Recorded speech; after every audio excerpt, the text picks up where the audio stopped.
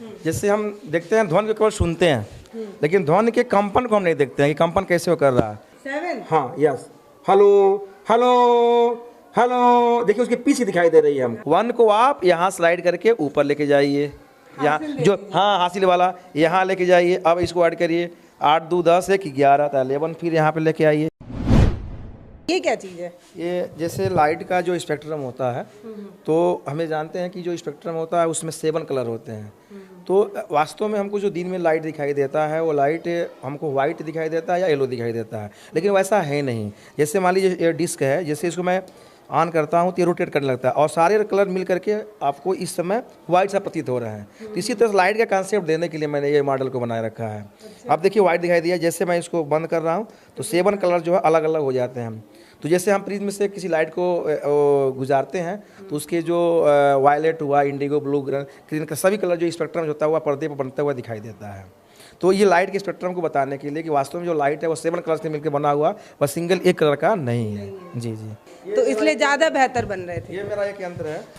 जैसे हम देखते हैं ध्वनि को केवल सुनते हैं, लेकिन ध्वनि के कंपन को हम नहीं देखते हैं कि कंपन कैसे वो कर रहा है। तो यहाँ पे हमने देखिए एक बैलून लगा रखा है, बैलून का ये है, ये डायफ्राम बन गया, और यहाँ पे एक मैंने छोटा सा दर्पण और यहाँ लेजर लाइट। जब हम यहाँ से बोलेंगे तो देखिएगा वहाँ पे दिखाई देगा, hello, most welcome, most welcome, most welcome, hello hello.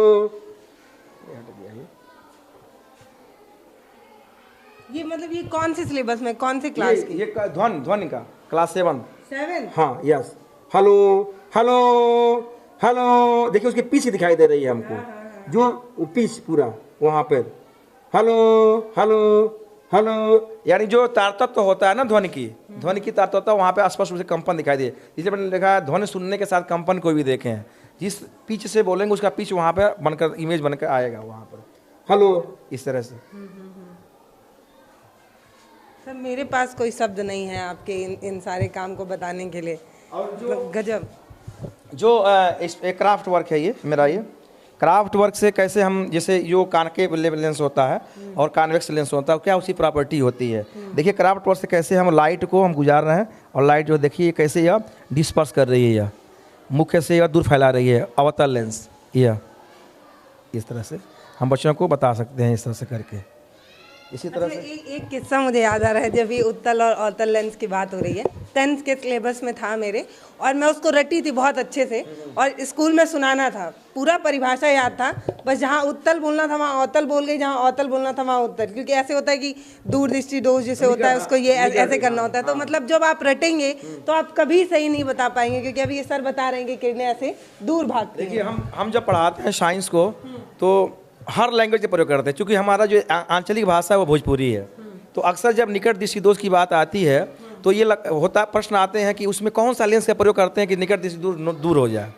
तो मैं बच्चों को बताता हूँ कि आप मान लीजिए, मैं बता रहा हूँ कि उसके लिए आप याद करिए माँ याद करिए, यानी म से मायोपिया यानी निकट दृष्टि दोष, अ से अवतल लेंस यानी अवतल लेंस लगाएंगे मायोपिया के लिए, निकट दृष्टि के। और हम किसी दुकान में हम जाते हैं तो कहते हैं भोजपुरी में कि हमके हाई नहीं चाहिए, हमके हाउ चाहिए, कहते हैं ना हाउ चाहिए। तो हाउ यानी हाइपर मायोपिया, दूरदृष्टि दोष, और उससे उत्तल लेंस, ये उसमें लगाएंगे। तो बच्चे हमारे नहीं भूलते हैं कभी भी इस तरह से। या बैगन, जैसे मैंने तत्वों का नाम बताना है तो बैगन, आलू, गाजर, इन थैला, बोरान, एल्युमिनियम, गैलियम, थैलियम, इस तरह तत्व भी हमारे बच्चे तैयार किए रहते हैं। अभी आप क्लास में जब चलेंगी तो आप देखिए बच्चे को, किसी बच्चे से अगर ये पूछा जाए, जैसे अभी तो ये स्क्रिप्टेड है नहीं, तो मैं जाती अगर किसी बच्चे से पूछूं कि निकट दृष्टि दोष में कौन सा लेंस लगाना है, तो वो बता देंगे, एकदम बता देंगे। क्लास 8 में चलिए, क्लास 7 में चलिए, किसी क्लास में चलिए, पूछेंगे बता देंगे सब, वो ट्रिक ही बताएंगे आपको। यानी बच्चों को ट्रिक के द्वारा कैसे दूर काफ़ी लंबी चीज़ों को हम कैसे याद कराएं, यह हमारा प्रयास रहता है। इसी तरह से देखिए जो हम लोग क्लास से 11th में 12th में जाने के बाद या ग्रेजुएशन लेवल पर हम बच्चों को प्रैक्टिकल कराते हैं, फाइल बनाते हैं, मैं इसी लेवल पर एक काम करवाता हूँ। देखिए अभी से फाइल, अभी से देखिए बच्चों से हाँ ज़्यादा मेहनत कर रहे हैं आप। नहीं, बच्चों का आधार बन रहा है, और यही हमारे कल के भविष्य हैं कि वहाँ जब जाएँ तो उनको आसान लगे। ये क्लास 8 क्लास 7, हाँ जी, हर क्लास के बच्चों को दिया जाता है ये बच्चे, और अभी से अपना मार्क्स जोड़ते हैं। हाँ नहीं मार्क्स तो नहीं, क्योंकि उस तरह का एग्ज़ाम नहीं है, लेकिन हम बच्चों को ये कराते हैं कि आगे चल कर के बच्चों कभी भी ये ना समझे कि नया चीज़ है यह, उनको आसान लगे। अभी से उनको भविष्य के लिए तैयार किया जा रहा है। जैसे हार्बेरियम फाइल हुआ बनाना या ये प्रैक्टिकल फाइल बनाना, ये सभी बच्चे इस तरह से अपना हाँ राइटिंग तो अभी मैं दिखाऊंगा कि आपको यकीन नहीं होगा कि क्लास हमारे 8 के बच्चे हैं और प्रसिद्धि स्कूल के बच्चे हैं। राइटिंग में हमने बहुत सारा काम कर रखा है। अभी अपनी राइटिंग में आपको मैं दिखाता हूँ।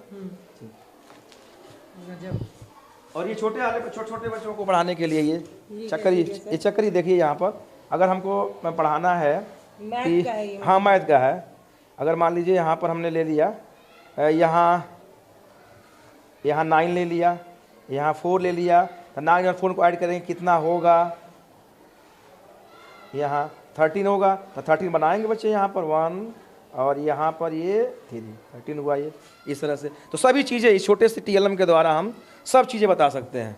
या इस तरह से ये भी है छोटे बच्चों के लिए।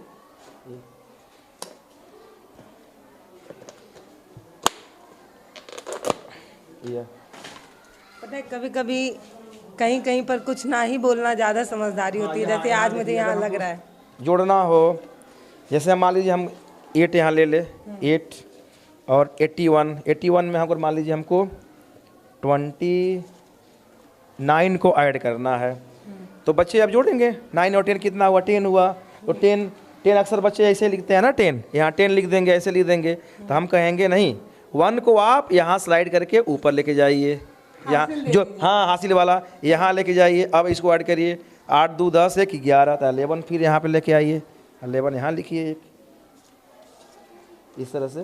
तो इस तरह से इसमें वो नहीं है, 1 नहीं है, 1 मिस कर गया, हमको कहीं खो गया है। तो इस तरह से बच्चों को यानी बच्चों को कैसे हम लोग हाँ यस या मतलब आसान लगने लगे कोई चीज़, इस तरह से प्रयास रहता है। तो छोटे बच्चों से लेकर बड़े बच्चों तक का भी है। यहाँ देखिए ये जियो बोर्ड है। ये हम जानते हैं कि जो केंद्र पर जो कोण बना होता है एक ही चाप के द्वारा, परिध पे बने कोण का वो डबल होता है। तो यह रबड़ से तान करके जियोमेट्री जियो बोर्ड के द्वारा हम जितने भी ज्यामितीय आकार के जो आकार हैं उनका हम कॉन्सेप्ट दे सकते हैं। अगर हमको कहें यहाँ पे एंगल जो बना है इस एंगल कितना है, तो जाहिर सी बात है बच्चा ऐसे ही देख लेगा कि यह जो है, ये भी क्वेश्चन आया था एक एग्जाम जो दिए थे, तो इतना हो रहा है, यहाँ इतना कम हो रहा है, इसका मतलब यह कोण कम है, यह कोण क्या अधिक है, ज़्यादा है। तो इस तरह से डायमीटर क्या है, रेडियस क्या है, या इस बोर्ड के साथ द्वारा हम बच्चों को कॉन्सेप्ट दे सकते हैं। और ये विभिन्न प्रतियोगिताओं में बच्चों का जो है, मुझे लगा आपका है। नहीं बच्चों, ये बच्चों का, मेरा नहीं है। अच्छा। मेरा तो घर पर है। गजब। हाँ। मतलब समझिए कि अगर सर ने मेहनत की है तो उसका फल आपको ये दिखा रहे हैं, ये बच्चे भी दिखा रहे हैं, काम कर रहे हैं। बच्चे जो नेशनल स्कॉलरशिप का एग्जाम हुआ था पिछले साल पास हुए हैं 25 बच्चे। अच्छा। और ये पूरे यूपी का एक ऐसा स्कूल था जहाँ पर अगर टॉप 5 में अगर स्कोर किया गया है तो टॉप 5 में हमारे बच्चे थे। एक विद्यालय से इतने बच्चे नहीं हुए। उन बच्चों को 9वीं 10वीं 11वीं 12वीं में 12,000 रुपये मिलेंगे सालाना, यानी पर मंथ 1,000 रुपये है। और जो भी बच्चे हमारे यहाँ आते हैं, मैं बताऊँगा तो ये कैसा टेस्ट था, मतलब क्या पूछा गया इसमें? उसमें रीजनिंग था, उसमें साइंस था, मैथमेटिक्स था, GS था। हाँ, ये इस तरह के SST का था। तो 180 क्वेश्चन थे, उसमें पासिंग मार्क्स जो था 72 था, उसका मेरिट था। तो इसमें हमारे 25 बच्चे जो है सेलेक्ट हुए थे। हमारे पास सारे रिकॉर्ड इसमें रखा हुआ, मैं आपको दिखाऊंगा अभी। और वो बच्चे जो है आगे चल के, अभी कल रिजल्ट निकला है, एक एग्ज़ाम हुआ था SSV करके, PM SSV योजना छात्रवृत्ति। तो पूरे जनपद में हमारे 3 बच्चे चयनित हुए हैं। अब उन बच्चों को पर ईयर 2 साल 75 की धनराशि मिलेगी, यानी 1.5 लाख रुपए की। फिर वो 11 बच्चे जाते हैं, तो वो बच्चे फिर से अगर एग्जाम में पास होते हैं तो उनको सालाना गवर्नमेंट जो है 1,25,000 रुपये देती है। तो ज़रा सोचिए, जो स्कीम है गवर्नमेंट की, और अगर इम्प्लीमेंट कराया जाए, बच्चों को पार्टिसिपेट कराया जाए, तो उनका जो एक आधार बन जाएगा। और वही बच्चे जो है हमारे कहीं अग्निवीर के रूप में और या समाज के लिए, अपने परिवार के लिए भरण पोषण काम करेंगे। तो ये हमारा हमेशा प्रयास रहता है, बच्चों को कॉम्पिटिटिव बनाया जाए, कंपटीशन में डाला जाए, उनको बैठाया जाए। प्रयास यही रहता है हर क्षेत्र में, चाहे वह खेल का क्षेत्र हो, चाहे वही एग्ज़ाम का हो, चाहे जिस लेवल का कंपटीशन हो। देखिए, मैं सिर्फ इतना कहना चाह रही हूँ कि अगर सर ने मेहनत से बच्चों को पढ़ाया है तो बच्चे भी मेहनत करके ऐसे शील्ड्स और मेडल से सर को भी प्यार दे रहे हैं। आप देखिए, पूरा एक जो रेक है वो रेक भर डाले हैं बच्चे शील्ड ला के। अब सीख भी रहे होंगे, बहुत बेहतर तरीके से सीख रहे होंगे, क्योंकि सिखाने का तरीका भी तो बड़ा अनोखा है, बड़ा अलग है। जैसे जो चीज़ें हम रट रहे हैं, रटते हैं, भूल जाते हैं, और समझिए रटने वाली चीज़ें कभी आपका साथ नहीं देती हैं, क्योंकि आप कोई चीज़ रटे हैं तो आप अगर एक लाइन भूले तो फिर पीछे की सारी लाइन आप भूल जाते हैं। लेकिन जब आप कोई चीज़ समझे होते हैं तो टूटी फूटी भाषा में ही सही, लेकिन आप उसको लिख जरूर देते हैं। जैसे आप जब इस चीज़ को देखते हैं तो आपको पता होता है कि किरणें ऐसे आती हैं और लेंथ से गुजरती हैं और सिकुड़ने लगती हैं, मिल जाती हैं, एक बिंदु पे जाके मिल जाती हैं। आप ये भी लिख देंगे तो ये गलत नहीं होगा। जब आप ये इससे सीखेंगे तो जब लेंथ से गुजरती हैं तो फिर किरणें भागती हैं या एक दूसरे से दूर हो जाती हैं। आप सेम लाइन नहीं लिखेंगे, लेकिन अगर आप ये भी भाषा लिखें तो मुझे लगता है कि एग्जामिनर समझेगा कि बच्चा कुछ ज़्यादा ही बेहतर तरीके से पढ़ा है। सर कुछ दिखा रहे हैं? हाँ, उसको उस प्रैक्टिकल को मैं करके दिखा रहा हूँ। ये अभी जो रेस का है ना, ये मैं आपको करके दिखा रहा हूँ कैसे ये लेंस है क्या? हाँ लेंस है, सारी व्यवस्था है। मतलब तब तक मैं देख भी लेती हूँ कैसा होता है।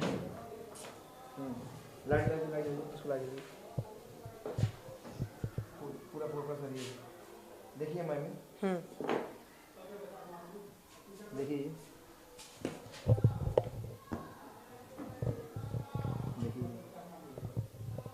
एक मुख्य फोकस पर देखिए, ये यहाँ पर आगे फोकस कर रहा है। उत्तर लेंस जो होता है किरणों को एक जगह क्या कर रहा है, मिला रहा है मुख्य फोकस बिंदु पर। और बीच की जो प्रकाशिक केंद्र से जब किरणें जाती हैं तो किसी माध्यम से वो विचलित नहीं होती हैं। वहाँ हम लोग जो हम रेखाओं को रेखा चित्र खींच के करते हैं, यहाँ पर बच्चे स्पर्श करके देख सकते हैं। यहाँ पर देखिए ये इस तरह से। उसी तरह से यह अवतल लेंस जो है, देखिए ये किरणों को कैसे फैला रहा है इस तरह से। तो इसको बताने के लिए हम छोटा सा ये अगर ये एक और टूल्स है मेरे पास जो कंघी से बनाकर मैं इसको बताता हूँ बच्चों को, नहीं है इस समय क्लास में। तो ये बच्चों को जब ये करके दिखलाया जाता है तो बच्चे कभी भूलते नहीं हैं, कभी भूलते नहीं हैं ये। तो मतलब ये जो लेंस वगैरह सर आप ले आ रहे हैं, तो ये क्या स्कूल वो किट्स मिलता है, ये गवर्नमेंट भी देती है, किट आता है, देते हैं। तो सारे स्कूलों में क्यों नहीं है? नहीं है, ऐसा नहीं है ये तो मतलब हम कहें कि स्कूलों में ऐसे ये सारी चीजें नहीं दिखती हैं सर। मैं नहीं, हो सकता है जूनियर क्लास में ना गई हो, जूनियर में गई है, जूनियर में तो हो सकता है कुछ समय ना रहा हो, लेकिन मेरा अब आ रहा पहले भी आता था, ऐसी बात नहीं थी, लेकिन इतना नहीं आता था, लेकिन अब ज़्यादा आ रहा है ये सब चीज़ें। और इसके लिए बजट क्या मतलब लिखित बीएसएस आपको देना पड़ता है या ऐसा नियम है कि सारे शासन के द्वारा कुछ वर्षों के बाद जो है मिलता है, साइंस किट मिलता है पूरा, वो उसमें सारे टूल्स रहते हैं। जो नहीं रहते हैं हम लोग उसको मार्केट से ले लेते हैं। सब चीज़ें नहीं रहती हैं, लेकिन जो बच्चों के लिए रहता है, फ़ायदेमंद रहता है, हम कराते हैं। हाँ, कुछ चीज़ें और एक चीज़ बताऊँगा मैं। इसमें क्या है, जैसे ऊपर जो है साइंटिस्ट का नाम है और नीचे उनके कार्य हैं, क्या उन्होंने किया था, पौधों की संवेदनशीलता के बारे में लिखा दिया इसमें। इस तरह से doctor APJ Abdul Kalam missile के ऊपर, न्यूटन गुरुत्वाकर्षण का नियम, S रामानुजम संख्या सिद्धांत। इस तरह से बच्चों को एट्रैक्टिव लगे और बच्चे उनके कार्यों को, उनके सिद्धांतों को याद कर सकें। इसमें बहुत सारे वन लाइनर क्वेश्चंस हैं जो प्रतियोगी परीक्षाओं में उनके पूछे जा सकते हैं। ये सिर्फ मैथ साइंस ना पढ़ा के रीजनिंग की और उसकी भी तैयारी करा रहे हैं। मतलब ये वाला तो हमेशा अभी तक भी मैं देखती हूँ, UPP का कोई पेपर हो या कोई पेपर हो, ऐसे सवाल हमेशा ही पूछ दिए जाते हैं, करंट अफेयर पूछे जाते हैं। तो मुझे लगता है उसकी भी तैयारी सर कराते ही होंगे, पक्का है। देखिए आप गजब, मतलब ये लग ही नहीं रहा है कि एक सरकारी स्कूल का एक लैब है जिसमें मेहनत तो दिख जाती है। सर ने मेहनत की तो वो नज़र भी आ रहा है।